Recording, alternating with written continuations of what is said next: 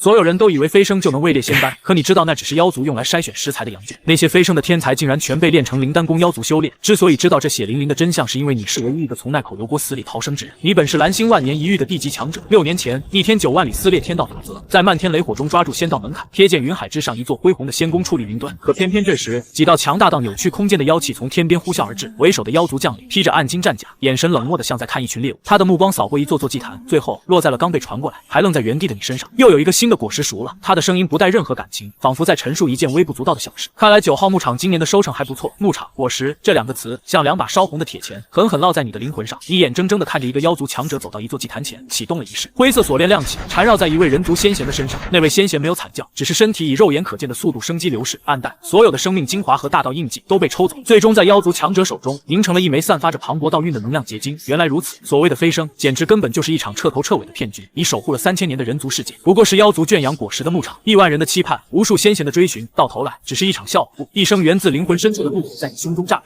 就算修为尽失，就算只剩残躯，你依然是那个不败的人族大帝。你点燃了最后一丝本源之力，将你仅存的生命化作此生最决绝的一击，像一颗流星悍然轰向那名妖族将领。这是你人族大帝对这糟糕的真相发起的最后冲锋。那妖族将领甚至懒得回头，只是轻蔑地挥了挥手。你的全盲，连同你最后的尊严，被他像解决一只虫子一样轻松击溃。呵，能量耗尽的无用之物，连回收的价值都没有。他随手一甩，你就像一片破败的叶子，被抛向远处一个深不见底的巨坑，那里堆满了无数的骸骨。意识彻底沉入黑暗前，你的眼中没有绝望，只有一片能冻结万物的冰冷。你用尽最后一丝力气，在灵魂深处刻下一个誓言：只要我一息尚存，这片天我就一定给你捅个窟窿。冰冷，这是你恢复意识的唯一感觉。你费力地睁开眼，视线所及是一片惨白的骨海，你被当成无用之物，扔在了这座由无数骸骨堆成的山上。空气中浓郁的妖气像硫酸一样腐蚀着你残破的身体，剧痛无时无刻不在撕裂你的神魂。但是你没有绝望，你强迫自己冷静下来，这是你刻在骨子里的习惯。最大的威胁是妖气侵蚀，不出3天，你就会被彻底溶解。这里没有任何灵气，只有死寂。你唯一的资产是你脑子里浩如烟海的知识和你身为大帝的意志。力量可以被剥夺，但脑子和胆子不行。你对自己说，你的目光开始扫视，不，你没有力气转头。你用仅存的一丝真灵，像雷达一样一寸寸扫描身边的火，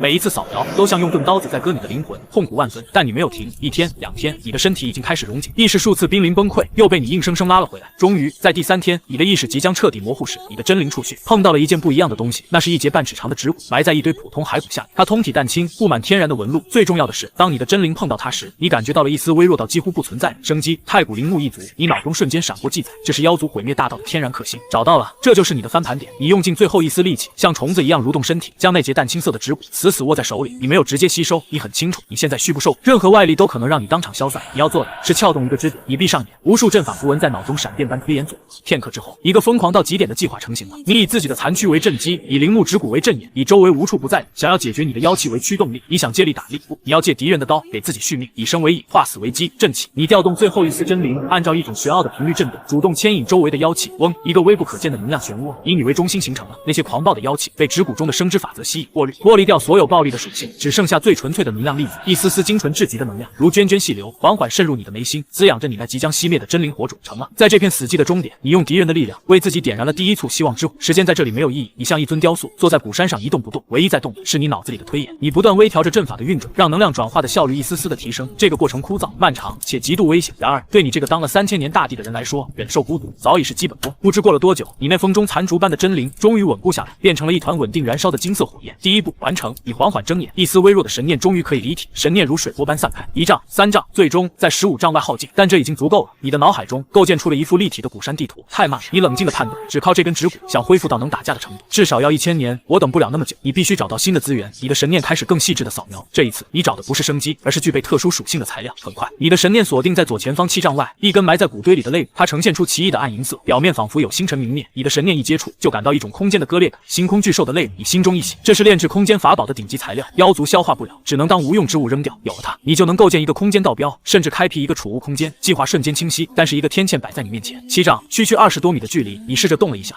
撕心裂肺的剧痛让你眼前一黑，经脉寸断的身体，任何一个动作都是承受重压。放弃这个念头被你瞬间掐灭。我字典里没这2个字。你从脑子里翻出了一门上古秘法龟息搬山诀。你现在用不上搬山，你只需要最基础的龟息蠕动之法。你控制着背部的某一块肌肉，极其轻微的收缩，再收缩，你的身体开始以肉眼无法察觉的速度朝着那根肋骨的方向一寸一寸的挪动。汗水和精液不断渗出，又被风干，意识在剧痛中昏沉，又被你用钢铁般的意志强行唤醒。7丈的距离，你足足爬了3天3夜。当你的指尖终于触碰到那根冰冷坚硬的暗银色肋骨时，你几乎虚脱，但紧接着你笑了。这是你重生以来靠自己双脚虽然没用脚走出的第一步。手握生机与空间，在这片死寂绝地，你终于为自己撬开了命运的一丝缝隙。你握着那根暗银色的星空兽肋骨，心里清楚，一刻都不能停。在这地方，任何松懈都等于自寻死路。你把那节灵木之骨贴回眉心，争分夺秒地恢复着刚才消耗过度的真灵之力。与此同时，你的大脑，那座承载了3000年智慧的宝库，已经疯狂运转，为这根肋骨定下了最完美的改造方案。直接用不行，太糙了，这玩意儿就像一块没开刃的绝世好刀，空有力量，却根本使不出来。你必须把它炼化、重塑、激活它沉睡的法则。你想要的不是什么普通的储物袋，而是一枚真正的须弥戒。计划有了，但执行起来比登天还难。炼器3要素：材料、火焰、气胚。你现在有材料，肋骨本身就是气胚，可火焰呢？这片死寂的苦海，别说地火，连根毛都烧不着，没有火。你眼中闪过一丝狠戾，那就用我的神念当锤子，用我的真灵当火焰。这是一个失去理智之人的想法，用灵魂去烧炼法宝，一个不小心就是神魂消散的下场。但你别无选择，真灵之力刚恢复到勉强够用，你立刻动手。第一步，净化。你闭上眼，分出一缕细微的神念，像最精准的探针，小心翼翼地探入肋骨内部。你必须找到并清除那头星空巨兽残存的暴力意志，那些东西就是最要命的杂质。很快，你锁定了它，一团盘踞在骨骼深处，充满混乱与毁灭气息的意识残渣。找到了，练。你心念一动，那一缕神念瞬间变成一根无形的管道，开始将那团暴力意志一丝丝地从肋骨里抽出来，导向你自己的尸骸。这无异于把剧毒直接注射进大脑。轰！第一丝暴力意志刚被抽进来，你的脑袋就像被工程锤狠狠砸中，剧痛让你眼前一黑，差点当场昏厥。但你硬生生扛住，你死死稳住心神，用自己那金色的真灵之火一寸寸的焚烧，磨灭那股疯狂的意志。这个过程每一秒都像在刀尖上跳舞。1天、2天，整整5天过去。当最后一丝暴力意志被彻底磨灭，你脸色惨白如纸，感觉整个灵魂都被掏空了。但反观你手中的肋骨却变了，它表面的暗银色光芒变得纯粹通透，像是洗去了所有尘埃的宝石。第二步，塑形刻阵。你没有休息，必须一鼓作气。这一次，你的神念不再是探针，而是化作了亿万柄无形的刻刀，要在这根3尺长的肋骨内部铭刻下1024个空间符文，组成一套复杂到极致的立体法阵。这对控制力的要求堪称极高。1个符文，2个符文，每刻下1个，你的神念就消耗一大截。神念一空，你就立刻停下，全力运转聚灵阵，从周围的妖气中榨取能量补充自己。这活枯燥的能让人情绪失控。又是10天过去，当最后1个符文落下，与整个阵法完美衔接的瞬间，嗡，整根肋骨剧烈的颤动起来，其内部的1024个符文同时爆亮，构成了一幅玄奥无比的立体星图。第3步，开辟。你双眼金光爆射，到了最关键的时刻，你将自己全部的神念之力，没有一丝保留，狠狠地灌进肋骨中心的阵眼之中。以我之名，敕令空间。嗨，轰隆！仿佛宇宙初开的一声闷响，肋骨内部的星图猛地向内坍缩成一个无限小的起点，随即又悍然爆开。肋骨的形态在这一刻发生了巨变，它不再是骨头，而是在一股无形的空间之力下迅速收缩、蜷曲、盘绕，最终在你面前化为一枚通体暗银色、表面隐有星光流转的古朴戒指。成了。戒指成型的瞬间，一股令人不适的吸力从中传来，似乎要把周围的一切都吞进去。定，你早有预料，舌战春雷，用尽最后的力量，将自己的意志烙印狠狠打入戒指，强行稳住了这个刚刚诞生还不稳定的介子空间。做完这一切，你眼前一黑，彻底脱力，仰面栽倒在骸骨堆里。不知过了多久，你悠悠转醒，你挣扎着坐起，第一眼就看向了悬浮在面前的那枚戒指。你将一缕神念探入其中，一个大约1丈见方、灰蒙蒙的混沌空间出现在你的感知中。空间虽小，但它成功了。你嘴角终于勾起一抹如释重负的笑。你意念一动，将那节作为你生命源泉的灵木之骨收进戒指，随后把戒指戴在了自己手上。从这一刻起，你最大的底牌有了最安全的保障。你抬起头，再次环顾这片无垠的古海。现在，这片死寂绝地在你眼中已经不再是囚笼，它是一座尚未开发的、庞大、充满了各种上古奇珍异材的宝库。而你，林默，手握生机与空间，将成为这座宝库唯一的掠夺者。拥有了须弥戒，你的心彻底定了下来。但新的问题更加尖锐地摆在了面前，你的身体依旧是一滩烂泥，经脉寸断，骨骼尽碎，靠聚灵阵转化的那点能量，只够吊着一口气，想修复这身重伤，简直是做梦。不破不立，要重铸道基，先得修复这具肉身。你的目光再次投向了这片无垠的古海。修复肉身需要丹药，炼制丹药需要药材，这里没有天才地宝，只有枯骨亿万。在别人眼里，这里是死寂的终点，但在你这位曾经的丹道大帝眼中，每一具强者的骸骨本身就是一种顶级的药材。以骨为药，炼制神丹，这个想法足以让世间所有炼丹师都惊掉下颚，但对你而言却是唯一可行的路。你的计划很简单，寻找3种特定属性的骸骨，炼制一炉溶骨淬髓丹，重塑经脉，激活气息。主要需要磅礴的生命力，辅药属性要温和，用来调和。药引必须自带烈火之性，充当丹火。目标明确，你开始了第一次寻宝。你的神念如同一张无形的大网，向外一寸寸扫描。这个过程枯燥无比，但你耐心十足。时间一天天过去，魔猿的巨骨太狂暴 ，pass； 蛟龙的脊骨水性太重 ，pass； 古琴的翼骨风性太烈 ，pass。第7天，你的神念猛地一顿，锁定了一处骨堆深处，那里躺着一截猫类的腿骨，晶莹如玉，9命灵猫的胫骨，生命力雄厚，完美的主药。你心中一喜，继续搜寻。很快，你又发现了一块扁平的头盖骨，属于上古式魂兽，凶性早已被岁月磨平，只剩下安神定魂的功效。绝佳的辅药，只差最后一样。你将神念向地下深处渗透，果然，在地下约3丈，你触碰到了一块灼热的物体，一节通体赤红的蛇类脊椎骨，即便失去了生机无数年，依旧散发着热力。熔岩巨蟒的椎骨，天生的火种，药引齐了，3样材料都找到，但它们分散在3个位置，最远的足有10几丈。以你现在爬行的速度，把它们凑齐，至少要半个月，太慢。你摇了摇头，你缓缓抬手，看着手指上的须弥戒，眼中闪过一抹深邃的智慧。我过不去，就让他们自己过来。你将好不容易积攒的神念全部注入戒指，射。你口中轻吐一字，须弥戒表面一道暗银色波纹一闪而逝，远处那根9命灵猫的胫骨周围空间一扭，下一刻它便凭空消失，突兀地出现在了你面前。面前。不，你口中溢出金光，脸色瞬间煞白，隔空取物对现在的你负担太大，但你只是擦了擦嘴角，眼神没有丝毫动摇，如法炮制，又耗费巨大代价，将另外2块骨头也摄取了过来。3味药材悬浮在你面前，最后的难题来了，没有丹炉怎么炼丹？你嘴角却勾起一抹傲然的笑。天地为炉，神念为控，真灵为火，此乃虚空炼丹术。你双目闭合，精气神瞬间提到顶点期，你神念一动，熔岩巨蟒的椎骨飞到最下方，其中蕴含的火性精华被你瞬间点燃，化作一团无形的虚空之火。紧接着，另外2块骨头飞入火焰上方，被你的神念死死包裹。提纯、融合、银丹，每一步都要求着匪夷所思的控制力，一丝偏差就是炸炉。而在这虚空之中炸炉，代价就是你的神魂被炸得粉碎，你的额头渗出细密的汗珠，心神却空前凝聚，仿佛又回到了当年于9天之上为整个人族炼制无上神丹的巅峰时刻。3块骨骼缓缓融化，化为3团液体精华。不知过了多久，当最后一丝药力被完美融合的刹那，你猛地睁开双眼，低喝一声，3团药液瞬间向中心坍缩，高速旋转，最终一枚龙眼大小、布满天然金色纹路的丹药凭空而成，龙骨淬水丹成了。你来不及欣喜，一把抓住丹药，毫不犹豫地吞入口中，轰！仿佛一座火山在你体内轰然爆发，丹药入口即化，化作一道灼热到极致的洪流，瞬间冲垮你4肢百骸。那不是温和的药力，而是一头苏醒的远古凶兽，在你残破的体内横冲直撞。咔嚓咔嚓，你体内传来一阵阵令人牙酸的骨裂声，刚刚勉强愈合的骨头，在这股霸道的力量下，被毫不留情的再次震碎，碾成骨粉，寸断的经脉也被撕扯得更加破碎。剧痛超越了此前任何一次的剧痛，如同潮水般要将你的意识彻底淹没。但你是人族大帝，你的神魂早已被淬炼得坚不可摧。守住灵台，引药归经，在剧痛的惊涛骇浪中，你死死守住最后一丝清明，将微弱却坚韧的神念化作定海神针，强行介入到这场体内的暴乱之中。你不能任由它肆虐，你要成为它的驾驭者。你的神念像一位经验老道的工匠，开始引导着这股狂暴的能量。首先是骨骼，你引导药力将那些骨粉混合着磅礴生机，重新凝聚塑形。新生的骨骼呈现出淡淡的玉色，坚韧程度远超从前。然后是经脉，这比打铁更凶险，如同在发丝上刺绣。你全神贯注，忘记了时间，忘记了痛苦，整个世界只剩下体内那一条条需要被重新构建的生命线。不知过了多久，当最后一丝药力被完美吸收，外界翻涌的妖气骤然一尽，你依旧盘膝而坐，但身体却发生了翻天覆地的变化。一层厚厚的、散发着恶臭的黑灰色杂质从你的毛孔中被排出，结成了一层肮脏的甲壳。忽然，那层甲壳上出现了一丝裂纹，咔嚓一声轻响，你缓缓睁开了双眼，你的眼眸不再是之前的死寂浑浊，而是如同寒星般明亮，深邃的能吞噬一切。你轻轻吸了一口气，这一口气绵长深远，周围的妖气竟被你引动，形成了一个小小的气旋，涌入你的鼻腔。你缓缓抬起右手，五指张开，然后猛然握紧，咔啦啦，一股久违的力量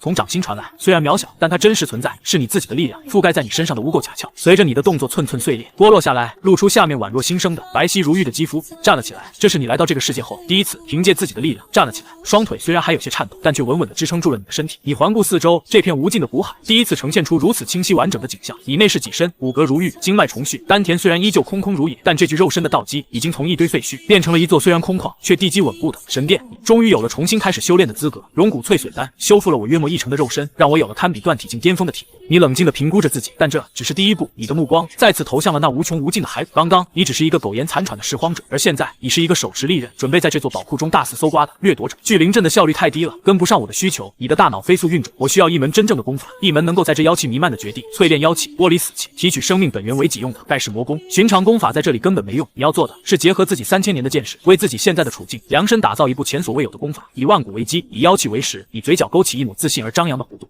这部功法的名字就叫做万古道元经创法。对别人来说是九死一生，对你而言不过是一次零件组装。你的脑子就是一座神级宝库，装着3000年来诸天万界的所有功法。你不是从零开始，你是站在亿万巨人的残骸上，挑选最好的零件，给自己攒一部无敌的宝典。你再次坐下，心神下沉，瞬间你的识海掀起风暴，天魔解体，大反吞噬，大日如来真经的进化，长生道诀的循环，无数功法奥义像星星一样在你脑子里碰撞、炸裂、重组。这里的核心是妖气和死气，都是剧毒。你的思路异常清晰，别人躲着走，我偏要反着来，主动吞，然后提纯，用魔功把妖气给我吸进来，用佛法把里面的杂质给我洗干净，最后用道术把提纯的能量变成我自己的道元真力。一个狂到没边的计划瞬间成型，理论有了，开干！你没半点犹豫，立刻开始。你小心翼翼地勾过来一丝灰黑色的妖气，那玩意儿像根毒针，刚碰到你的皮肤，刺骨的寒意和混乱的念头就想往里钻。第一步，吞！你心念一动，模拟出天魔解体大法的特性，一股微弱的吸力直接把那丝妖气扯进体内。吃！身体猛地一抖，狂暴、混乱、残暴，无数负面情绪跟着妖气冲进来，像刀子一样在你的经脉里乱刮。可恶，冲劲比想的猛，你新生的经脉扛不住这种野蛮冲击。第二步，净化！你强忍剧痛，调动自己的真灵之火去烧。但问题来了，你的真灵之火之前又是炼气又是炼丹，就剩一撮小火苗，刚一碰上，差点被反过来浇灭。不，你又口中溢出金光，脸色比纸还白。第一次失败，你立刻切断妖气，把那丝失控的能量排出体外。算错了，你看着微微发抖的手，眼里没有一点丧气，反倒更亮了。真灵之力太弱，经脉也太脆，我需要一个前置过滤器和一个缓冲层。你的目光扫过身下无尽的骸骨，一道闪电劈开你的脑海。我懂了，万骨道元晶，真是名字里带万骨，何止是拿骨头当药？我要拿这整片骨海当阵，我就是阵眼。你找到了关键，你不需要自己硬扛。你深吸一口气，开始第二次尝试。这一次，你不只是坐着，你双手掐印，神念像水银一样铺开，与周围无数骸骨建立起一丝联系。我为顶，万骨为筛，天地为炉，给我练。功法再起，这一次妖气被吸过来，却没有直接冲向你，而是先灌进了那些与你相连的骸骨里。这些骨头生前都是强者，狂暴的妖气穿过这层层叠叠的骨骸，就像洪水穿过三角洲，最野最乱的部分被这些骨头自带的法则印记给消磨中和了。等妖气最终抵达你面前时，已经从一头猛虎变成了一头能被驯服的狼。就是现在，你双眼一明，将这股被预处理过的妖气引入体内，经脉虽然还疼，但完全能扛住。紧接着，你没有动用那点可怜的真灵之火，而是把这股妖气引向了你自己的骨头。你这身玉骨经过神丹重塑，本身就是最顶级的净化法器。吃，妖气流过你的玉骨，最后的暴力与死寂被你骨骼里的生命精元彻底蒸发。终于，一股虽然微弱却精纯到极致的本源能量被提炼了出来。你引导着它在经脉中走了一圈，沉入死寂的丹田。嗡，久旱的丹田迎来了第一滴甘霖，成了万骨道元晶。功成，你猛地睁开眼，一道金光从眼中射出，在地上留下了一道浅印。你感受着丹田里那第一丝完全属于你自己的道元真力，嘴角终于扬起一抹睥睨天下的笑。从今天起，这里不再是牢笼，而是你重登地位第一块基石。丹田里那一丝道元真力像一颗种子，宣告了荒漠的终结。你一秒都不想停，立刻将万骨道元晶运转到极致。如果说之前只是实验，那现在就是真正的开山辟土期。你心念一动，一场无声的风暴以你为中心，卷起了方圆100丈的骨海。嗡嗡，无数骸骨发出共鸣，它们活了过来，变成了你这部庞大机器上的齿轮。外界浓郁的妖气如同被巨鲸吸水，化作一道道肉眼可见的气流，在你头顶形成了一个巨大的灰色漩涡。但这些妖气首先灌入的是那100丈骨海，骨海成了你最外层的呼吸系统。有的骨头扛不住，当场碎成粉末，但立刻有更多的骨头补上。经过这层层过滤，最终抵达你身边的妖气已经温顺的像只猫。你张口一吸，一道精纯的妖气入体，流经玉骨，完成最后净化，化作道元真力汇入丹田，周而复始，循环不息。你丹田里的那一滴水很快变成了水洼，然后是溪流。3天后，你缓缓吐出一口浊气，竟在身前冲出数尺之远。你站起身，感觉完全不同了，行动再无迟滞，身轻如燕，体内的力量已经堪比炼气近3重，神念探查范围更是暴涨到近200丈。然而你却皱起了眉，太慢了，这个速度想恢复到能打破这里得几百年，你等不了。普通的骨头效率到顶了，我需要更高品质的滤芯。你将神念再次铺开，进行了一次更精细的扫描。这一次你寻找的是那些失去了生机无数年，依旧烙印着法则的至强者遗骨。忽然在东面180丈外一处古山之下，你看到了一截与众不同的骨头，一截臂1尺来长，通体暗金。神念刚一碰上，就感觉到一股能刺穿神魂的锋利。见到法则的残骨，你的心脏猛地一跳，这骨头的主人生前绝对是个通天剑修，只要拿到它，把它当成核心阵眼，你的修炼速度至少能再翻10倍。然而就在你锁定剑骨的同一时间，你的神念边缘猛然传来一阵悸动，一股冰冷、饥饿、纯粹的恶意，像深海的鲨鱼闻到了气息，正从极远处被你修炼的动静吸引，飞速靠近。那不是智慧生物，更像一种只剩下吞噬本能的怪物。五海幽魂了，你的眼神瞬间冰冷，你知道这地方不可能这么安逸。你搞出的动静就像黑夜里的篝火，把这头凶兽给引了出来。危机来了，逃！你根本跑不掉，在这地方停下来就是等消散。你的眼中没有丝毫畏惧，反而闪过一丝狠厉。你看了看那截剑骨的方向，又感受了一下逼近的恶意，一个无比大胆的计划在你心中瞬间成型。想吃我，那就看你的牙够不够硬了。你非但没有收敛气息，反而将万骨道元晶运转得更加狂暴。巨大的妖气漩涡像一个灯塔，为那头幽魂指明了方向。与此同时，你迈开脚步，没有丝毫犹豫，朝着那截见到残骨的所在地疾奔而去。你要在被追上之前拿到那截剑骨，然后给那个不知好歹的家伙一个永生难忘的惊喜。富贵险中求，地道亦然。风在这片死地本不存在，但此刻你感觉到了刺骨的风，那是你身后那团庞大的恶意。高速移动时搅动的压力像一堵墙，死死压在你背上。你的神念看得清清楚楚，那是一团由无数扭曲面孔和残肢汇聚成的巨大黑影，纯粹的要吞噬一切的饥饿与怨毒。五海幽魂比想的还快，你心头一沉，脚下却更快。道元真力灌注双腿，你在起伏的骸骨上飞速跳跃，180丈的距离飞快拉近，100丈、50丈、10丈，到了。你一个纵身落在剑骨所在的骨堆上，但它埋在下面。也就在你落地的瞬间，那股海幽魂已追至你身后不足30丈，一声无声的尖啸在你识海中轰然炸响。嗡！你神魂巨震，像被大锤砸中，眼前一黑，动作都停了一瞬。好霸道的精神冲击，若非你神魂本质够硬，这一下就得交代了。就是现在，你强忍剧痛，眼中厉色一闪，没时间用手去刨，你双掌猛地按在脚下的骨堆上，将体内那点道元真力毫无保留的瞬间爆发。给我开！轰！一股巧劲呈螺旋状向下钻去，你脚下的骨头被强行向两侧排开，硬生生分出一条通道。万骨道元晶第一式神通，以力御骨，通到尽头，那截暗金色剑骨静静的躺着，你一把抓去，也就在你的指尖即将碰到剑骨的刹那。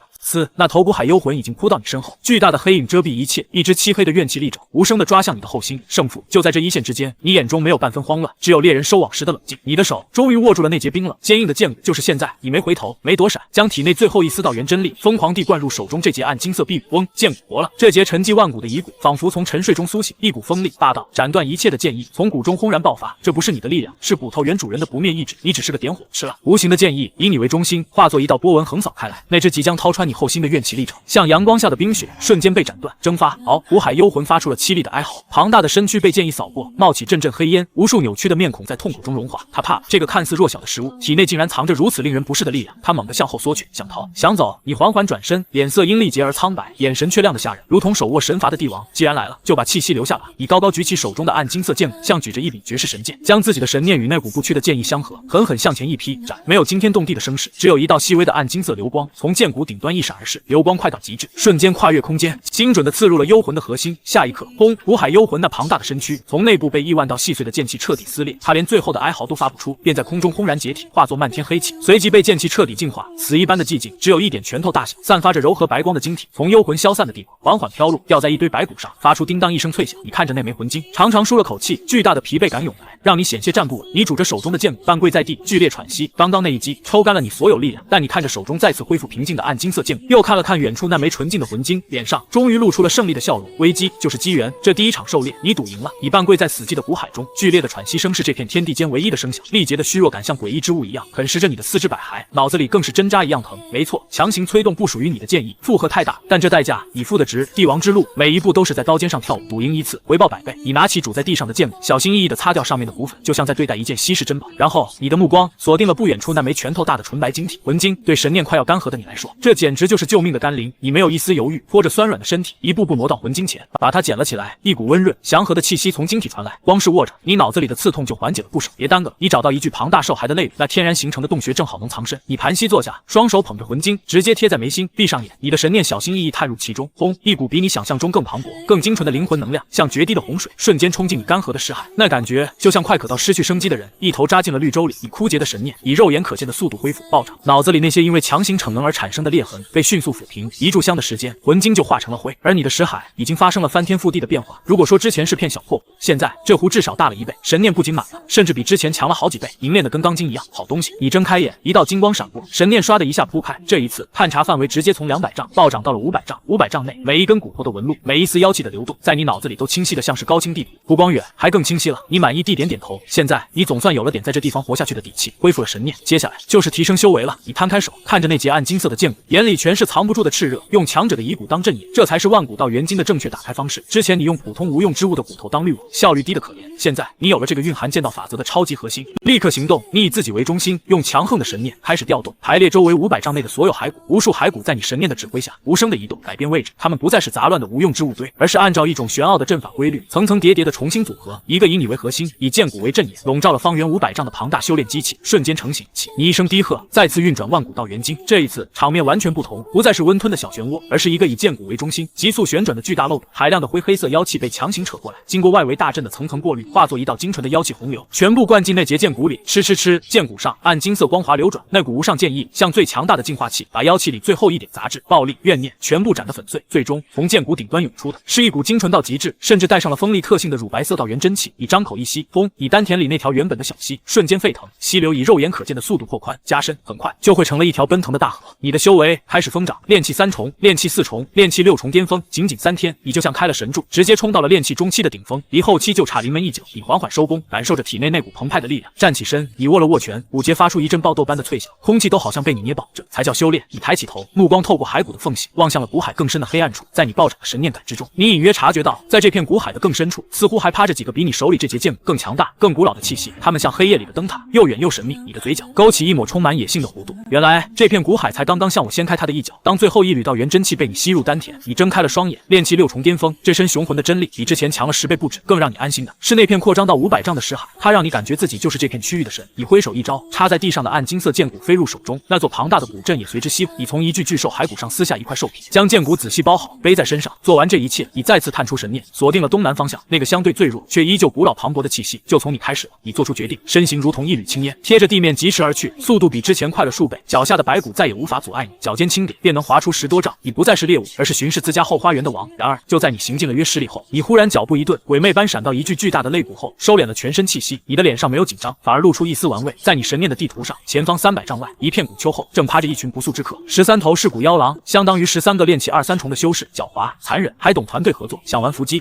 我。你嘴角勾起冷笑，在你的500丈神念面前，这种把戏跟小孩子过家家没什么区别。你非但没有绕路，反而解下背上的剑骨握在手里，然后你大摇大摆地从肋骨后走了出来，像个毫无防备的路人，径直朝着古丘走去。就在你踏入伏击圈的瞬间，狼嚎撕裂死寂，13道白色闪电从4面8方扑来，封死了你所有的退路。为首的那头高高跃起，五爪直掏你的天灵盖。然而他看到的是一双平静的可怕，甚至带着一丝戏谑的眼睛。终于出来了，你轻声自语，你不退反进，向前一步，手中的剑骨自下而上，猛地一撩，甚至没用剑意，只是灌满了你那奔腾如江河的道元真力。包裹的兽皮瞬间炸裂，暗金色的剑骨在空中划过一道完美的弧线，一道凝练如实质的半月形金色气刃呼啸而出。扑哧，那头狼王连惨叫都来不及，当空就被劈成2半，眼中的幽光瞬间熄灭，一击拿下。剩余的12头妖狼被狂暴气息虽然没有精液刺激的更加疯狂，嚎叫着扑了上来。你神色不变，脚下猛地一跺，万古道元，听我号令！轰！以你为中心，地面无数的白骨碎片剧烈震动，随即数十根尖锐的骨刺如同地刺陷阱，毫无征兆的从地面传射而出。噗噗噗！冲在最前面的几头妖狼瞬间被贯穿，死死定在地上，幽光熄灭。剩下的妖狼攻势一致，眼中首次露出了恐惧。他们发现眼前这个人不仅强，竟然还会操控这里的骨头。现在想跑，晚了。你的身影动了，你像虎入羊群，手中的暗金色剑骨化作了收割生命的镰刀，每一次挥动都精准地敲在那些妖狼最脆弱的头骨上。砰砰砰！沉闷的碎裂声接连响起。不过10几个呼吸，战斗结束，你持骨而立，周围尽是散落的狼骨。你看着手中光洁如新的剑骨，满意地点点头。现在的你，寻常的炼气境已经不够看了。你目光再次投向东南方，那道遥远而强大的气息依旧沉寂。开胃菜结束，接下来该上正餐了。你辨认了一下方向，再次迈开脚步，向着古海的更深处走去。清理完那些不长眼的噬骨妖狼，你没有片刻停留，你循着那股磅礴气息的指引，向古海的更深处掠去。越是深入，周围的景象便越是奇特，杂乱的骸骨渐渐稀少，取而代之的是愈发巨大完整的遗骸，有些骨骼甚至泛着玉石光泽，散发着不朽的气息。空气中的妖气仿佛被一种更霸道的力量场给强行排斥了出去。你心中愈发凝重，在你的神念感知中，那道目标气息不再是模糊的灯塔，而是一座巍峨沉寂的巨山，一股亘古苍凉霸道无比的威压，即使隔着数里，也让你感到一丝刺痛。这股威压你曾无比熟悉，是龙威。又行进了数里，当你悄无声息地翻过一座古丘时，你前进的身影猛然顿住，饶是以你神地的心境，在看到眼前景象的瞬间，瞳孔也是骤然一锁。在你的面前根本没有什么山脉，那是一具龙的残骸，一具大到无法想象的巨龙骸骨，它从你近处一直延伸到视线尽头，形成了一条真正的古龙山脉。那颗如同小山般的龙头高高昂起，空洞的眼眶仿佛2个黑洞，正对着苍天无声的咆哮。古龙山脊，这就是那股磅礴气息的源头。你的心脏不由自主的剧烈跳动起来。完整的龙骨，这可是炼制无上道兵的至高材料，即便只是一小块，价值也远超你手里的剑骨。你强压下激动，神念如潮水般涌出，仔细探查，最核心的能量源头集中在那颗龙头上，那里很可能有龙之精魄，甚至龙丹。你正准备行动，动作却猛地一僵，眼神瞬间锐利。你收回所有神念，将气息收敛到极致，整个人像块石头般与身后的古丘融为一体。就在刚才，你的神念在这条龙脊中段捕捉到了另一道微弱的生命气息，一个活人。那人身穿灰袍，身形瘦小，正鬼鬼祟祟地趴在一截巨大的脊椎骨上，用一把特制的小铲采集着什么。有人捷足先登，你眉头微皱，这地方居然还有别人。你没有立刻现身，螳螂捕蝉，黄雀在后，在不清楚对方底细前，做一个安静的观察者，永远是最好的选择。你的目光变得深邃，看着那个在龙脊上忙碌的瘦小身影，又看了看远处那颗散发着无穷诱惑的巨大龙头。这趟寻宝之旅似乎比你预想的要更加有趣。死寂是古龙山脊永恒的主题。你像一块真正的顽石，冷静地观察着远处龙脊上的那个瘦小身影。那人像只山鼠，正用一把墨玉小铲采集着龙骨缝隙中的龙髓精沉，倒是个识货的寻宝人。你心中暗道，那人修为在炼气7重，根基扎实。他一路采集，不断向着更靠近龙头的位置移动。终于，他在一节巨大如广场的胸椎骨前停下。这里的龙髓精沉异常浓郁，形成了一片闪烁着星芒的精沉层。瘦小修士的呼吸瞬间变得急促，眼中放射出狂热的光芒。然而，巨大的诱惑旁往往伴随着致命的危险。他犹豫片刻，最终还是贪婪战胜了理智。他激活一个防御阵盘，撑起一道淡黄色光幕，然后俯下身子，举起小铲挖了下去。就在铲尖触碰到精沉的刹那，嗡一声直接在你灵魂深处炸响的咆哮猛然降临。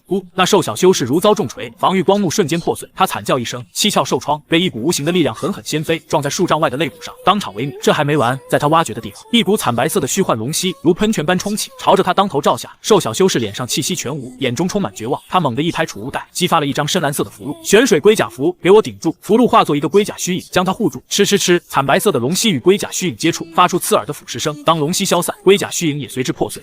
瘦小修士瘫倒在地，脸色苍白如纸。他惊魂未定地看了一眼那片恢复平静的龙髓精沉，眼中只剩下后怕。他挣扎着爬起来，踉踉跄跄的就想逃。然而就在他转身的瞬间，一个淡漠的声音在他身后不远处响了起来：阁下既然拿了主人的东西，现在又受了重伤，不如就留下来，如何？瘦小修士身体猛地一僵，全身汗毛倒竖。他艰难地回头，只见自己身后10丈开外，不知何时站着一个身负长长条包裹的黑衣少年，正是你。你神情平静，目光幽深，正静静地看着他，像一头盯上了受伤猎物的孤狼。你是谁？什么时候在那里的？他的声音因为恐惧而变得嘶哑尖锐。你没有回答，只是迈开脚步，缓缓向他走去，每一步都像是踩在他的心脏上。悬接上品的悬水龟甲服，一张至少3000灵石，看你用起来毫不心疼，想必身家不菲。你的语气平淡，却让他如坠冰窟，把你储物袋里的东西，连同你采集的龙髓精尘都交出来。你顿了顿，露出一丝冰冷的微笑。我可以饶你一命。你眼前的这个瘦小修士，脸色在惨白和铁青之间疯狂切换，像个坏掉的信号灯。他死死地盯着你，眼神里混杂着惊恐、怨毒，还有一丝你一眼就能看穿的狡诈。朋友，咱俩往日无怨，近日无仇，何必呢？他一边说着，一边偷偷调动体内那点可怜的真力，声音沙哑的像在吞沙子。这龙髓精尘，我分你一半，70%，只要你放我走，今天这事我就当没发生过。你面无表情，就这么静静地看着他，像在欣赏一出蹩脚的独角戏。我全都要。你平淡地吐出3个字，像3柄重锤，彻底砸碎了他最后的幻想。他的脸因为极致的愤怒和恐惧扭曲成一团。年轻人，别不识抬举，我是七煞门的内门弟子，你敢动我，我师门绝对会把你揪出来，让你付出惨重代价。七煞门，终于，你的嘴角勾起一丝若有若无的弧度，带着点轻蔑，又有点怀念。没听过，这轻飘飘的3个字，成了压垮他的最后一根稻草。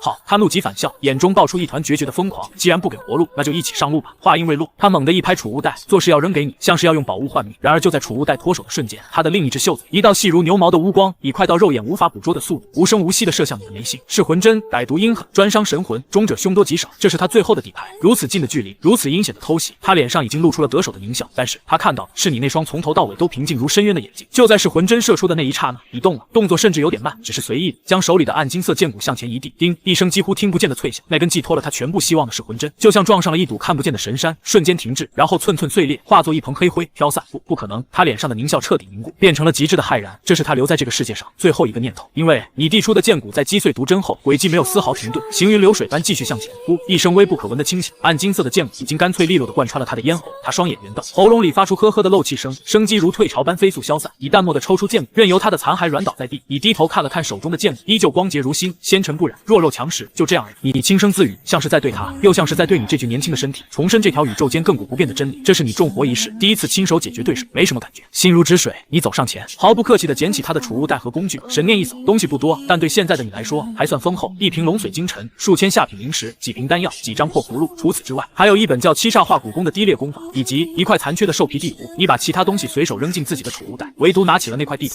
地图画的正是这片古海，上面用红点标记了几个位置，其中一个就是你脚下这条古龙。而在地图边缘，一个箭头指向更深处，旁边标注着2个模糊的古字：藏渊，有点意思。你收好地图，目光重新投向远处那颗巨大的龙头。一个小插曲结束了，现在该去拿真正属于你的东西。你随手弹出一缕黑岩，将残骸烧得一干二净，不留半点痕迹。你抬头望向那座山岳般的龙头，从你这里到龙头不过几里路，但这短短的几里却是整条古龙上龙威最恐怖的地段。刚才那家伙只是在龙的胸口位置就被一丝残存意志搞得半死不活，可以想象作为龙魂核心的龙头，那里的威压会是何等变态。普通人看一眼可能都会变成不明事理之人，但你不是普通人。你深吸一口气，不再压制，反而将自己的神魂之力彻底释放，在体表形成一层无形的护罩。识海中寂灭断魂诀悄然运转，这门神地级的炼魂功法最擅长的就是在毁灭与重压中锻造不朽。这里的龙威对别人是催命符，对你却是大不要。来吧，让我看看失去了生机不知道多少万年的凡界土龙还剩几分骨气。你嘴角一扬，迈步向前，一步踏出，天旋地转，轰！比之前强大10倍的威压，如无形的海啸，从四面八方狠狠拍在你的神魂上。一瞬间，万千幻象在你脑中炸开，巨龙焚山逐海的霸道，万族匍匐脚下的威严，还有失去生机前那不甘的咆哮，无数残暴、孤寂、愤怒的情绪，疯狂地想把你的意识撕成碎片。你身体微微一晃，脸色也白了一分。这龙威确实超出了你对这具弱小身体的预估。然而，你眼神依旧清澈，识海最深处那一点神地本源烙印稳如磐石。寂灭断魂诀疯狂运转，像一台无情的绞肉机，将所有涌入的精神拉筋碾碎，吸收转化成最纯粹的魂力，反哺给你自己。灵魂深处传来被撕裂断的几句痛，你闷哼一声，脚步却没停。你走得很慢，但每一步都像踩在天平的砝码上，无比沉稳。每前进一步，龙威就增强1分；每前进一步，你的神魂就被锤炼得更凝实1分。你体表那无形的念力护罩渐渐散发出淡淡的金色微光。短短几里路，你足足走了1个时辰。终于，当你停下脚步时，已经站在了那具大龙头的正下方。你抬起头，仰望着这具通天彻地的骨骸，2个黑洞洞的眼眶像是通往九幽的深渊，无声地凝视着天空。与此同时，你已经完全适应了这里的龙威，神魂之力前所未有的清澈强大。就这么走了一段路，你的神魂强度暴涨了至少3成，一份不错的开胃菜。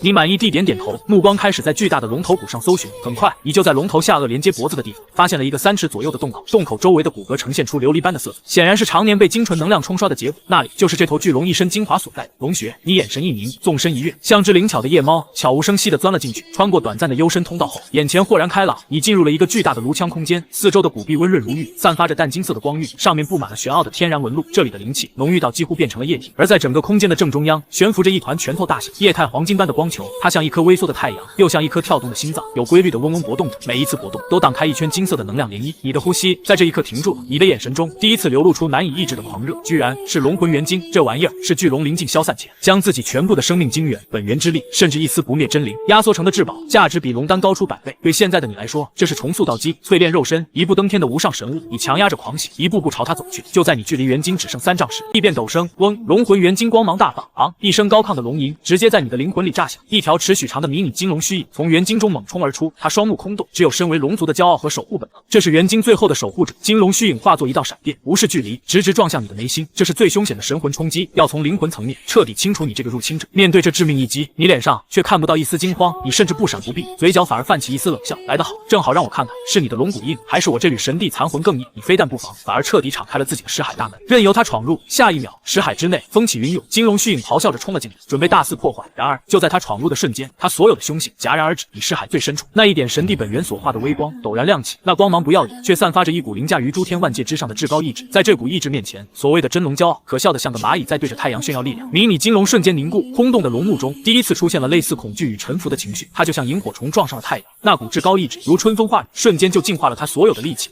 小金龙发出一声解脱般的低鸣，身体轰然散开，化作最精纯的魂力融入了你的识海。你只觉得神魂一阵暖流淌过，舒爽无比。刚刚被锤炼过的神魂再次得到了滋养，变得更加通透。外界失去了守护者的龙魂元晶，光芒变得柔和，它像是受到了召唤，温顺缓缓的漂浮到你的面前，停在你的掌心上方。你伸出手，将这枚温热的元晶轻轻握住，感受着其中那海洋般浩瀚的生命本源。你深吸了一口气，有了这东西，红塑道基，攻击筑基，稳了。手握龙魂元晶，你能感觉得到那股力量，浩瀚的足以让任何金丹老怪情绪失控。现在就在你的掌心咆哮，它像一片被压成弹珠的星海，嗡嗡作响，不停地在你耳边低语：吞了我，你就能一步登天。换做任何一个不明事理之人，早就被这狂喜冲昏了头，找个地方就地打坐，拼了命的开始吸收。但你只是静静站着，你眼里的那点炽热，几秒钟就灭了，剩下的是冰一样的冷静。就这么炼化，你几乎要笑出声。天底下没有比这更愚笨的事。在你这位曾经的神帝看来，这玩意儿品阶太高，就像让一个婴儿去吞下一整头牛，下场只有一个，撑到消散。你现在这坨身体炼气4层，经脉脆的跟面条似的，强行炼化，最好的结果是砰的一声，你当场炸成一滩能量，更大的可能是9成9的能量全都白白流失，剩下那点残渣还会污了你的根基，在你完美的道基上留下一坨污秽。对你来说，这比失去生机还难受。想完美利用它，至少要等到筑基，再配上几十种灵药，布下9转归元阵，才能把它的力量一滴不剩地变成我重塑道基的砖石。你的思路清晰的可怕，这玩意儿不是你现在的饭，而是你未来的天梯。但是你的目光扫过这个龙头骨里浓得化不开的能量，又看了看手里这颗不断往外冒金光的元晶，就这么走了，岂不是亏大？本体不能动，但喝口它飘出来的汤总没问题吧？一个奇特操作瞬间在你脑子里成型了，你没再磨蹭，走到炉枪正中央，盘腿坐下，接着你把那枚龙魂元晶稳稳地放在面前1米开外，你闭上眼，开始运转那股让你登顶神帝的根本功法——鸿蒙混沌诀。嗡，功法一转，你的身体瞬间变成了一个小小却犀利无穷的黑色漩涡。下一秒，整个炉枪里的灵气疯了，它们像是找到了泄洪口，从你身上每一个毛孔里钻进去，几乎不用炼化，就被鸿蒙混沌诀转化成了最纯粹的鸿蒙真力。而被你放在一旁的那颗龙魂元晶，也被这股吸力牵引，表面溢出的金色雾气像一条条小溪，汇入你体内这条大江。要是换个低劣功法，经脉早就被这霸道的能量撑爆，但鸿蒙真力不一样，它蛮横又温柔的把所有外来能量全部同化，顺便还帮你把脆弱的经脉冲刷、拓宽、加固了一遍。你体内的真力瞬间鸟枪换炮，炼气4层中阶、高阶、巅峰，轰！不过半小时，你体内传来一声轻响，像是有什么东西被突破。炼气7第5层成了，一股比之前强了好几倍的气息从你身上炸开，你的丹田扩大了1倍，经脉坚韧的不像话，连肉身都被洗炼了一遍，皮肤表面渗出丝丝黑色的杂质。你缓缓睁眼，金光一闪，低头看了看那枚龙魂元晶，大小光泽几乎没变，你只是吸了点这里的存货，和它露出来的一丝丝气，就毫无瓶颈的破了一层。神级功法加顶级至宝，效果就是这么不讲道理。舒坦，你站起身，感受着体内奔涌的力量，满意地点了下头。不过此地不宜久留，这玩意的气息要是泄露出去，迟早会引来天大的麻烦。你小心地拿出一个玉盒，随手布下几道封印，把元晶放进去，又从之前解决那家伙的储物袋里翻出一张脸吸附贴上，这才彻底隔绝了他的气息。做完这一切，你最后看了一眼这空旷的龙头，转身就走，拿了好处，该溜了。当你从龙头洞穴里钻出来时，立刻感觉到了不对劲，之前那股压得人神魂欲裂的恐怖龙威消失了，不是正在飞速消退。没了龙魂元晶这个心脏，这具撑了万年的龙骨正在飞速失去活力。你回头望去，那原本温润如玉的巨大龙骨光泽正在变得暗淡，正在从一件神物退化成一具单纯的骨头。也许再过几十年，这里就会彻底变成一片平平无奇的乱葬岗。尘归尘，土归土。你轻声说了一句，也算是帮他解脱了。没有了龙威压制，下山的路简直是飞起。你身形如烟，晋升炼气5层后，之前那些险路现在如履平地。然而就在你快到山脚时，脚步猛地一顿，你抬起头，平静地看向100米外的一处古丘。你的神魂刚刚被淬炼，感知力强的变态，你清楚地看到那古丘后面有2道气息正在飞快地朝你包抄过来，阴冷狠毒，还带着一股熟悉的功法波动。7煞门的人，你嘴角勾起一抹冷笑，非但不躲，反而好整以暇地站在原地等着他们。果然，几秒钟后，2道黑袍身影从古丘后闪出，一左一右，封死了你的去路。带头的是个3角眼，炼气7层，旁边跟着个年轻的，炼气6层，比你随手解决的那个强了不少。那三角眼一出来就死死锁定了你，同时掏出一块碎掉的玉牌，玉牌上残留的气息正指着你。李师弟的命牌是在这碎的。三角眼的声音跟砂纸一样难听，而这附近只有你一个活人，他的眼神像毒蛇，审视着你那张过分年轻的脸。年轻人，告诉我，你见过我李师弟吗？或者说他身上的东西现在是不是都在你这儿？他没觉得是你动的手。在他看来，一个炼气5层不可能干掉炼气6层的李师弟，他猜是李师弟倒霉陨落，而你只是个路过捡漏的幸运儿。你听完笑，你伸出一根手指摇了摇，你搞错了2件事，你的声音不大，却让他们听得清清楚楚。第一，不是我没见过他，是我亲手送他上路。话音刚落，那2人的脸色瞬间就变了。三角眼眼神一狠，狂妄，你压根没理他，自顾自的继续说。第二，他身上的东西的确在我这，不过不是捡的，是我解决了他理所应当的战利品。你顿了顿，目光扫过他们，带着一丝看虫子般的戏谑。现在你们2个是想和你们师弟一样，把身上的东西也当做战利品留下来吗？此话一出，空气都凝固。那个炼气6层的年轻弟子像是听到了天大的笑话，愣了一下，随即怒极反笑，哈哈哈，好大的胆，区炼气5层，敢这么跟我们说话？师兄，说这么多做什么？我来解决他。但那个三角眼没笑，他死死盯着你，太冷静了。这家伙冷静的不正常，那种眼神根本不是一个炼气期该有的，那是一种把什么都不放在眼里的俯视。事出反常必有妖，他身上肯定有厉害的法器。三角眼瞬间做出判断，贪婪压过了那丝不安，一起上，速战速决，别给他机会。话音未落，他身形一闪，一把缠着黑气的短刀已经出手，化作一道乌光，直刺你的心口。与此同时，他那师弟也狞笑着掐诀，一面惨白的骨斑招展，几只恶鬼虚影尖笑着扑出，直冲你的脑门。一个打肉身，一个攻神魂，配合默契，下手狠毒，摆明了要一击拿下。面对这夹击，你却只是轻轻叹了口气，也好，正好试试炼气5层的鸿蒙真力到底是个什么水平。你站在原地没动，只是缓缓抬起右手，并指如剑。刹那间，一股比他们那阴森煞气纯粹、霸道1万倍的气息从你身上轰然爆发。几乎是同一时间，惨白的鬼影和索命的刀光已经到了你面前。最先到的是那几只恶鬼，这是七煞门最歹毒的神魂攻击。别说从阶，就算修为高点，被这玩意儿钻进脑子，轻则便不明事理之人，重则当场神魂消散。那年轻弟子脸上已经露出了残忍的笑，仿佛已经看到你抱头惨叫的样子。然而下一秒，他脸上的笑直接僵住。只见那些狰狞的恶鬼在离你还有1米远的时候，就像撞上了一堵烧红的铁墙，没有爆炸，只有一阵冰雪消融般的刺耳声音。你周身自然散发的鸿蒙真力，对这些阴邪玩意儿来说，就是世上最烈的毒药。一个照面，那几只恶鬼就在惨叫中被蒸发得干干净净。法术被破，那弟子如遭重击，当场口中溢出金光，脸色惨白，眼神里全是见了鬼的惊骇。他的神魂秘术被对方的护体真气瞬间化解，这怎么可能？而就在这瞬间，三角眼的致命一刀也到了你的喉咙。他用了全力，自信就算是炼气8层也不敢硬接。然而你接下来的动作简单到让他绝望，你那并指如剑的右手，后发先至，没有任何花哨，就那么轻轻向前一点，叮一声脆响，让三角眼肝胆俱裂的一幕发生了。你那根看起来和凡人无异的手指，指尖上萦绕着一丝几乎看不见的混沌气流，分毫不差地点在了他的刀尖上。一股品质高到他无法理解的恐怖力量顺着刀尖狂涌而来，咔嚓，他那把下品法器级的短刀连半秒都没撑住，从刀尖开始寸寸碎裂。三角眼只来得及发出一声嘶吼，你那根击碎了他法器的手指，于是不减，轻描淡写地点在了他的眉心，一个细微的伤口。他眼里的神采瞬间熄灭，直挺挺的向后倒去。到他陨落，他都不明白自己一个炼气7层为什么会败得这么干脆。师兄，剩下的那个弟子魂都吓飞了，怪叫一声，转身就化作一道光芒，用了某种燃烧本源的秘术，疯狂逃窜。你连看都没看他一眼，只是屈指一弹，一道纤细的气劲破空而去，速度比那光芒快了不知道多少倍。半空中的光芒猛地一滞，随即像个能量烟花一样爆，身躯崩裂，风吹过，原地只剩下你一个人，仿佛只是随手拍死了2只苍蝇。从他们动手到团灭，全程不超过3秒。炼气5层的鸿蒙真力对付这种货色果然够了。你对自己现在的战斗力有了个底，论真力的质，寻常炼气后期在你面前跟纸糊的没什么区别。你缓步上前，熟练的摘下2人的储物袋，神识一扫，收获还行，100来块灵石，一些丹药。此外，你还在那三角眼的储物袋里发现了一枚刻着煞字的铁牌，以及半张残缺的地图。地图的终点是一个叫黑风涧的地方。看来这帮家伙在这股海里还有别的目标。你随手收好东西，2个火球飞出，将地上的痕迹烧得一干二净。做完这一切，你辨认了一下方向，身形一晃，迅速消失在了白茫茫的古原尽头。你没有急着在茫茫古原上赶路，找了个巨大肋骨围成的凹地，你随手布下一个脸系法阵，盘腿坐下，开始清点战利品。那2个刚到手的储物袋才是你眼下最实际的资源，灵石、丹药。你扫了一眼，心里有数。真正让你感兴趣的是那半张兽皮地图和7煞门的令牌。你摊开地图，材质很特殊，上面用朱砂勾勒的线条指向古海深处一个叫黑风涧的地方。有备而来啊！你把神识探入那枚黑铁令牌，立刻感应到一丝微弱的指引，方向果然也是黑风涧。一个能让7煞门这种魔道宗门惦记的地，肯定有好东西。是回宗门安稳筑基，还是富贵险中求？去那黑风涧闯一闯，换作上辈子你可能会损，但现在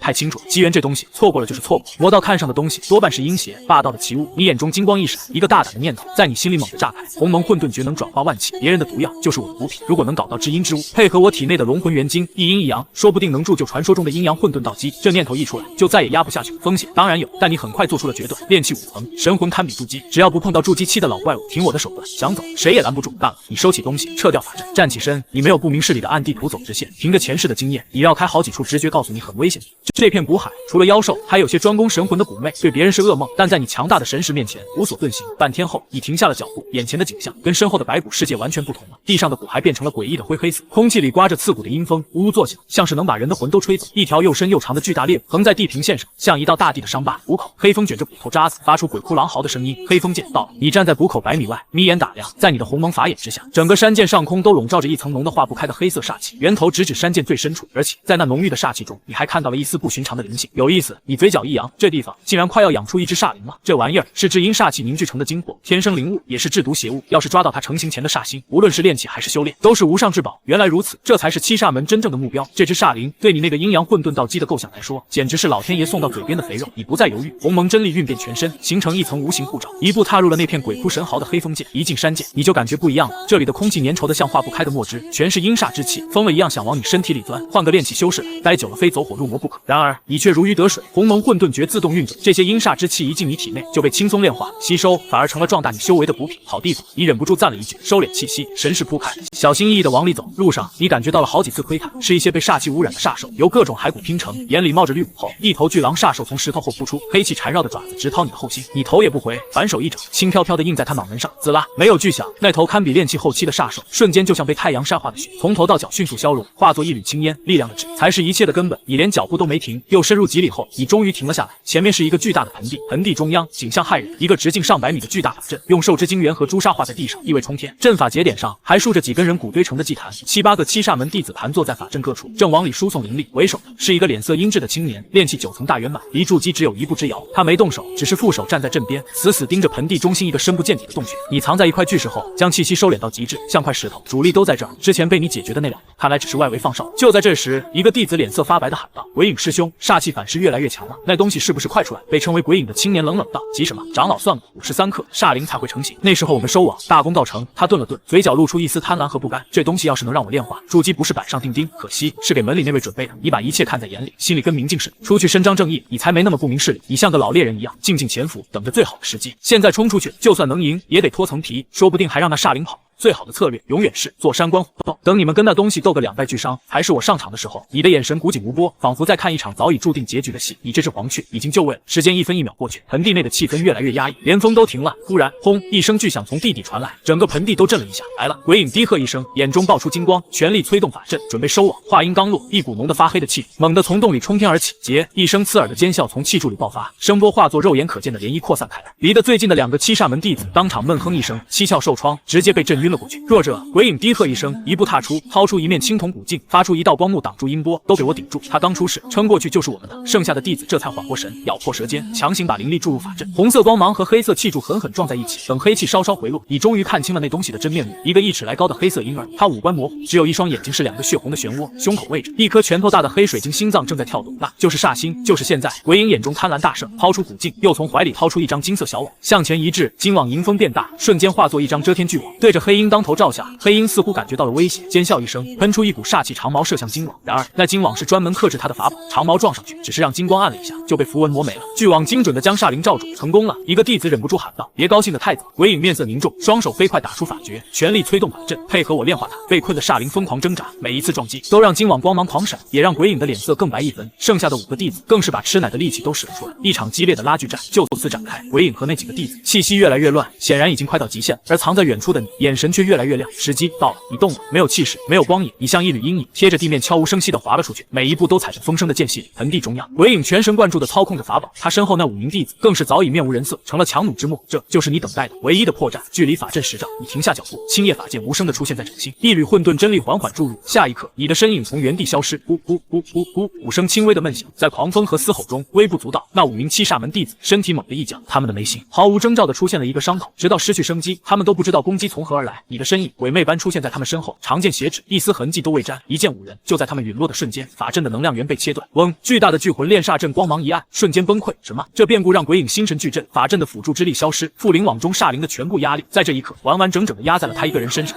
鬼影如遭重锤，当场口中溢出金光，神魂刺透。他猛地回头，看见了5具残骸，以及站在阴影中手持长剑、神情淡漠如冰的你。是你！鬼影的瞳孔缩成了针尖，一股无法言喻的寒意从他尾椎骨直冲天灵盖。一个炼气5层，怎么可能？然而你没有给他任何任何思考的时间。就在他回头，心神失守的那一刹那，你动了，你脚尖一点，整个人化作一道青色电光，跨越10丈，人剑合一，极致的速度，极致的锋锐，自寻死路。死亡威胁下，鬼影狂吼一声，拍出一面黑色骨盾挡在身前。但你的剑太快了，咔嚓，骨盾脆弱如纸，瞬间被洞穿，剑势不减，精准的刺向他的心脏。扑哧，护身符箓激发的光照只撑了一瞬，青叶法剑已透体而过，鬼影的身体僵在原地。他低下头，难以置信的看着穿透自己胸膛的长剑，眼中神采飞速流逝。喂，什么？他张了张嘴，头一歪，彻底断了气。你神情不变，缓缓抽出长剑。螳螂，你消散。你的目光终于缓缓移向半空中那张金光闪烁的巨网，以及网中那个疯狂咆哮的黑色婴儿。黄雀现在要开始享用他的战利品。盆地里死一般的寂静，唯一的声音来自半空中那张金色巨网。煞灵还在不甘的嘶吼。撞击，鬼影一陨落，没人主持。附灵网光芒暗淡，抖得跟筛糠似的，眼看就要被震开，但你脸上没有丝毫急切，你只是平静的看着，就好像在欣赏一件属于你的藏品，一件没了主人的破烂，也想困住我想要的东西。你轻声自语。下一秒，一股磅礴如海的神识从你身上炸开，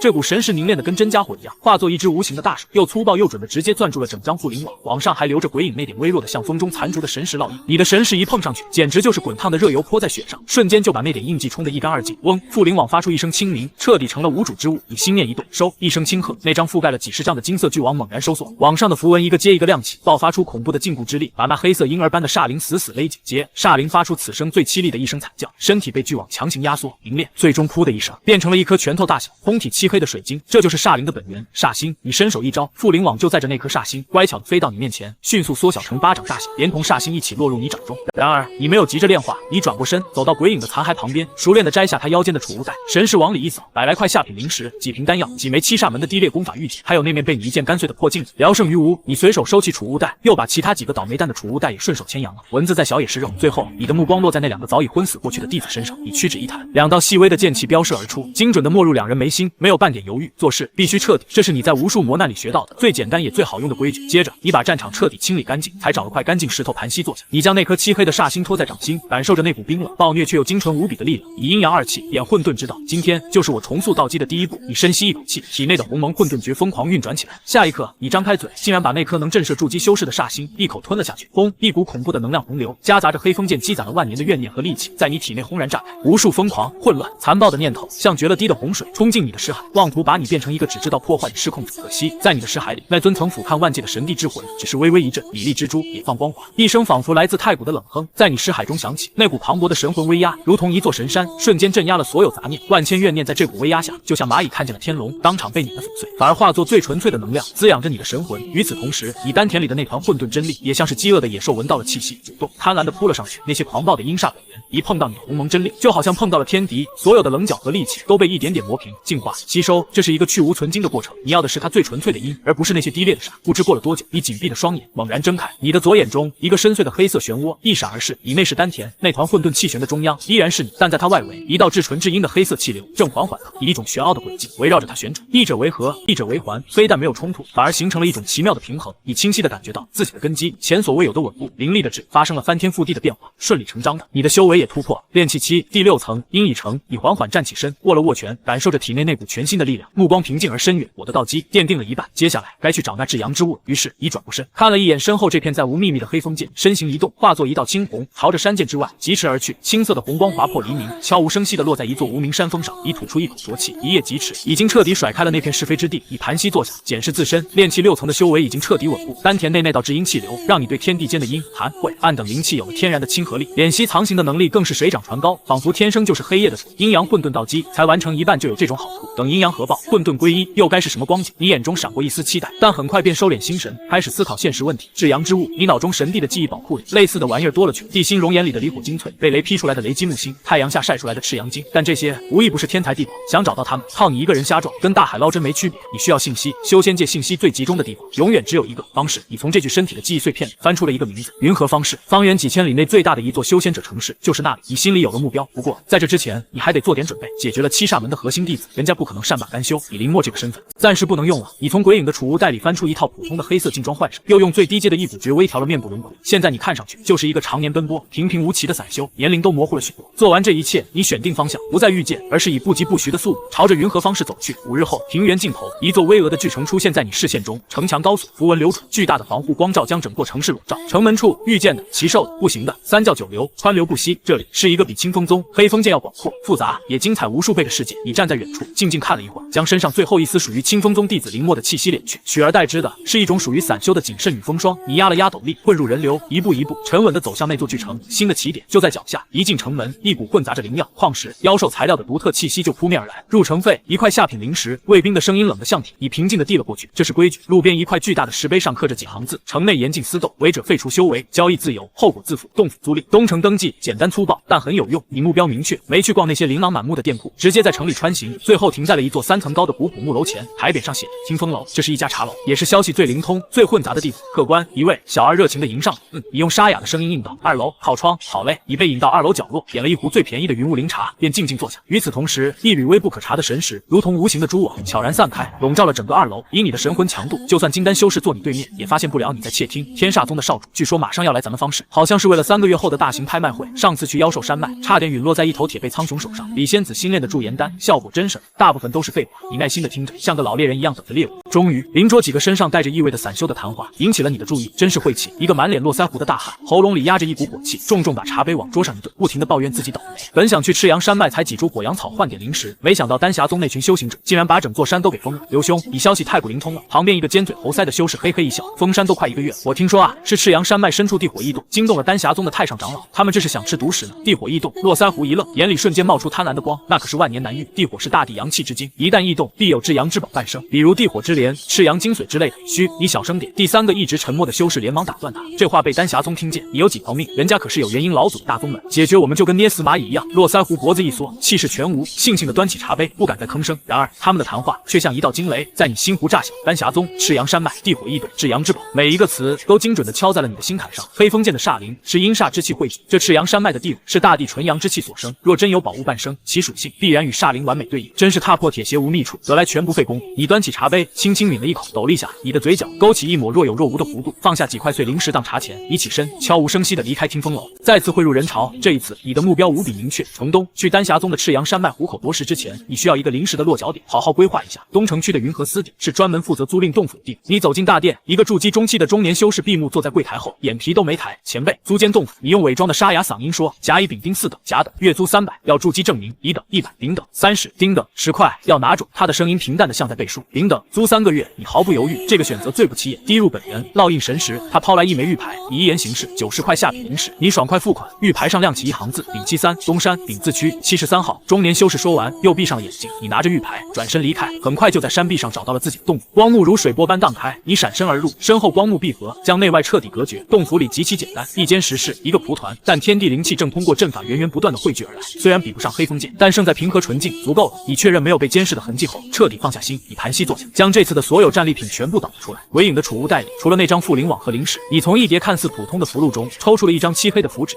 隐魔符。你眼中闪过一丝讶异，这玩意儿一旦催发，能将身形气息与阴影融为一体，筑基后期都未必能发现。这鬼影倒是有好东西，可惜他没机会用。你郑重收起这枚符箓，他对你接下来的计划用处很大。随后你开始冷静的算计，硬闯丹霞宗是自寻死路，只能智取。你的优势是神帝的眼界、知识和算计。一个计划在你脑中缓缓成型。首先，情报，你需要赤阳山脉的详细地图，特别是地火异动的具体地点，这得用特殊手段去搞。其次，实力，炼气6层太低，你必须尽快提升到炼气后期，最好是9层，实力每强1分，成功的几率就大1分。最后，时机，丹霞宗封山必然外松内紧，但听风楼里提到的那场大型拍卖会，或许能吸引宗门高层的注意，到那时封锁之地的防卫必然会出现漏洞。情报、实力、时机，三者缺一不可。你喃喃自语，思路前所未有的清晰。你不再多想，将所有杂物收起，只留下堆积如山的灵石。你双手各握一块，闭上双眼，鸿蒙混沌诀悄然运转，一股霸道的吸力从你掌心生出。那2块坚硬的灵石以肉眼可见的速度变得灰白，化为齑粉，而精纯的灵气则如同2条溪流被你鲸吞入体。就这样，在这间小小的洞府里，一场针对庞然大物的精密谋划与一场默默无闻的刻苦修行同时拉开了序幕。1个月就在你闭关土内间悄然划过，你睁开眼，一道金光一闪而逝，炼气7层，很好。你感受着体内比1个月前又雄浑了1分的灵力，眉头却反而皱了起来，还是太慢。更要命的是，你快穷得叮当响了。从鬼影那敲来的100多块灵石早就烧光了，如果不是你把用不上的破烂都卖了，现在连洞府的租金都付不起。偏偏你复仇的第一步搞到地图，至今毫无进展。云和方市里那些挂着牌子的店铺，一听丹霞宗和赤阳山脉，掌柜的脸就跟你欠了他钱一样，要么闭嘴，要么摇头。明路是走不通的，看来只能去那儿。你站起身，推开门，夜色正浓，正好方便你干点见不得光的事。你没有走向灯火通明的方市中心，反而一头扎进了那些最偏僻、最阴暗的小巷子。这里就像城市的毛细血管，七拐八绕。最后，你停在了一条叫黑蛇巷的死胡同里，空气里有股子气息腐朽的馊味，正常人鬼都不会来。但你在这里蹲了半个月，早就摸清了门道。靠着墙，你开始静静等待，像个准备捕食的猎手。时间1分1秒的过去，子时一到，果然巷子尽头的石壁忽然像水面一样晃了一下，一个裹着黑斗篷篷的影子，想也不想就闪了进去。就是现在，你眼中金光一闪，身形鬼魅般窜出，在那石壁的涟漪彻底消失前，也跟着钻了进去。眼前的景象豁然开朗，这里是云和方市的背面，一条宽阔的地下街道，光线昏暗，两边的魂火发出幽绿的光，照着一张张藏在兜帽和面具下的脸，没人说话，安静的诡异。摊位上摆着的东西都是市面上见不到的狠货，带能量的法宝，来路不明的丹药，甚至还有封着怨魂的骷髅头，这就是鬼市。但你对这些无用之物没兴趣，你目不斜视，径直走向街道尽头，那里有一栋没有任何招牌的黑色阁楼，两个筑基期的黑甲护卫跟门神一样杵在门口，浑身散发着生人勿近的冰冷气息。暗影阁，鬼市的情报中心。你刚走到门口，就被一只铁手套拦了下来。何事？护卫的声音像两块铁在摩擦。来消息，你言简意赅。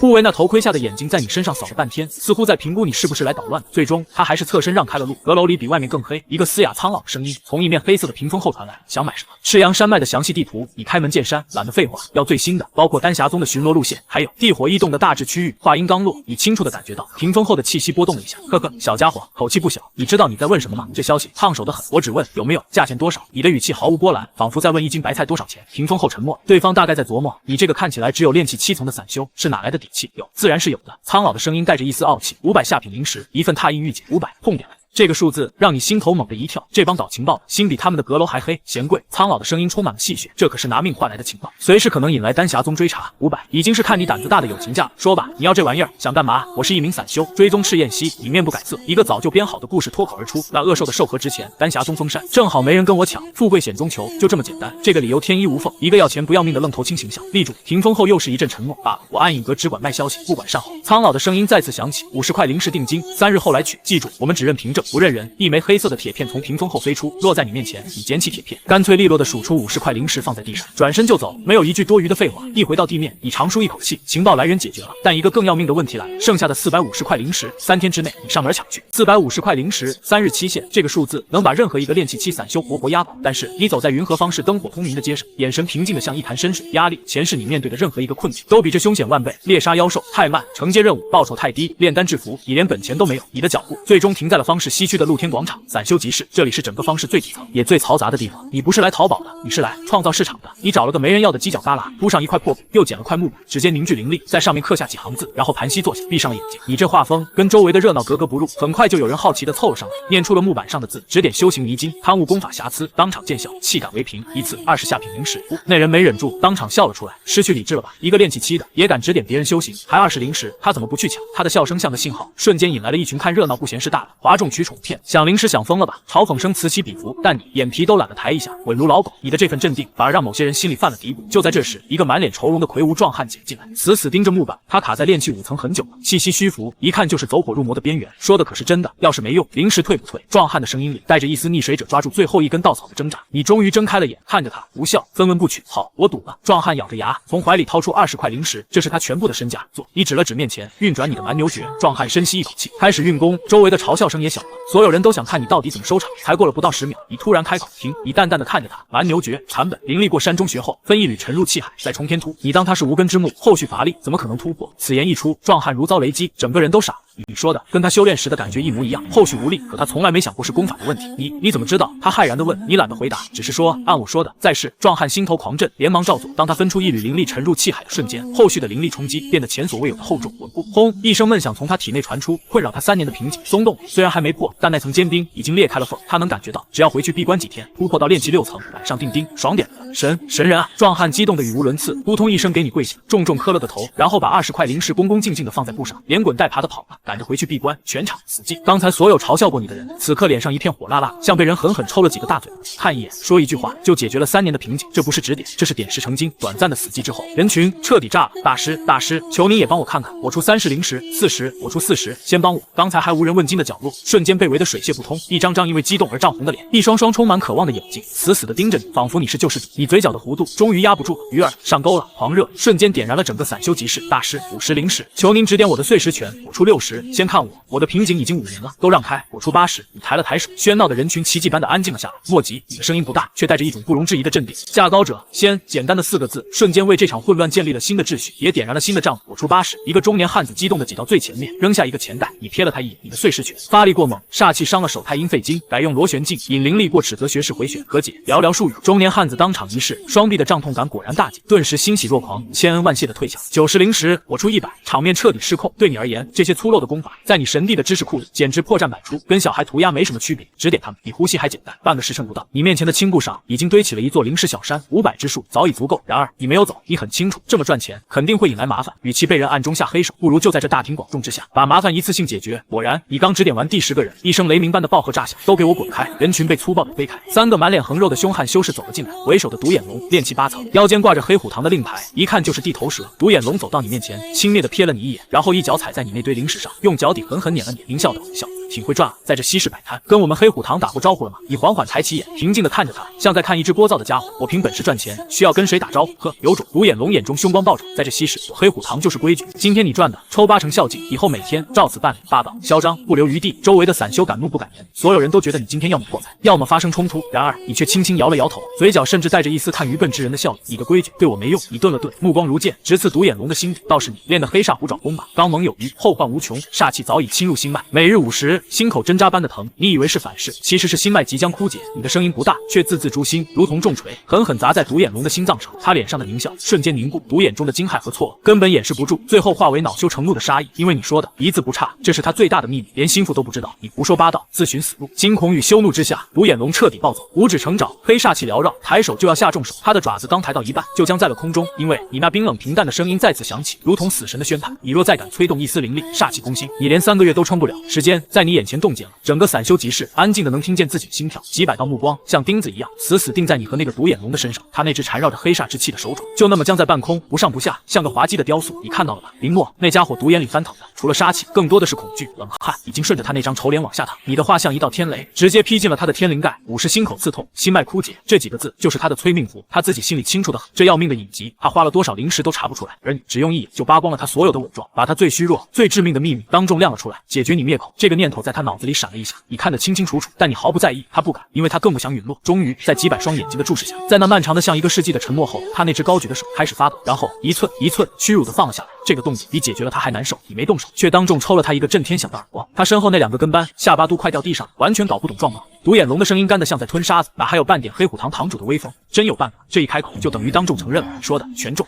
周围的散修们倒吸凉气的声音此起彼伏，他们看你的眼神已经从看一个有点本事的大师，变成了看一头披着人皮的怪物。你的表情没有一丝变化，你伸出一根手指，点了点地上那堆被他踩在脚下的灵石，震惊。紧接着，你抬起眼看着他，语气淡得像在说今天天气不错，至于救你命的方子，另算，岂有此理！他身后一个小弟终于忍不住要跳出来骂街，却被独眼龙一个要动手的眼神给活活憋了回去。独眼龙的牙都快咬碎了，他横行稀世这么多年，只有他抢别人的粉，今天居然被你摁在地上摩擦。然而形势比人强，他从牙缝里挤出2个字：多少？你伸出了3根手指，300。一个小弟惊呼，你摇了摇头，3000。这个数字一出口，整个集市都炸了，这简直是把一个炼气后期修士往绝路上逼啊！独眼龙的独眼里杀机爆射，然而你接下来的话像一盆冰水，浇灭了他所有的火气。你可以不给，你看着他，眼神幽深，黄泉路上应该用不着这玩意儿，一句话定他生死。他的身体肉眼可见的哆嗦了一下，他明白了，他今天面对的根本不是什么大师，就是一个从地狱里爬出来的失控者。3000灵石换一条命，换一个继续作威作福的未来，这笔账他算得过来。好，我给这2个字，他几乎是吼出来的。他一把扯下腰间的储物袋，狠狠砸在你面前的青布上，这里是2100，剩下的3天内我给你送来。你连看都懒得看，收起储物袋，随手捡起一块木片，指尖灵光一闪，刻下了一段法诀和几个药名，直接扔了过去。改良的凝水诀，中和你的煞气，暗方抓药，1个月不会陨落。独眼龙接住木片，神识一扫，只是粗粗一看，就感觉心口那股燥热都缓解了一丝，他心里最后一点怀疑也没了。今天他不是撞上铁杆，是撞上了一座神山。我们走。他深深地看了你一眼，那眼神里只剩下刻骨的忌惮和后怕，然后带着2个已经吓傻了的跟班，仓皇逃窜的挤进了人群。就这样，一场冲突被你3言2语变成了你的提款机。你站起身，慢条斯理地收起所有灵石，在周围一圈呆若木鸡的目光中转身，消失在巷道的拐角。从今天起，这个散修集市多了一个禁忌，一个关于你的禁忌。你当然没有直接回鬼市，你在方室里不紧不慢地绕着圈子，看似闲逛，实则每一步都走在监控的死角。没过多久，身后那几条鬼鬼祟祟的小尾巴就被你甩得干干净净。立威有时候比藏头露尾更管用。一个有钱的新手是肥羊，但一个能一言定人生死，反手敲诈黑虎堂的大师，就是一头谁也不敢惹的猛虎。确认安全后，你才重新戴上斗笠，一头扎进了鬼市的阴影里。还是那间破铺子，还是那个擦人骨头的老头。你把一个装着450块下品灵石的储物袋轻轻放在柜台上，地图你言简意赅。老头浑浊的眼珠子在你身上转了转，闪过一丝惊讶。显然他没想到你这么快就搞到了钱，但他没多问，这是规矩。他收了灵石，从架子顶上取下一个黑色木桶递给你，你当场打开，倒出一卷泛黄的兽皮地图。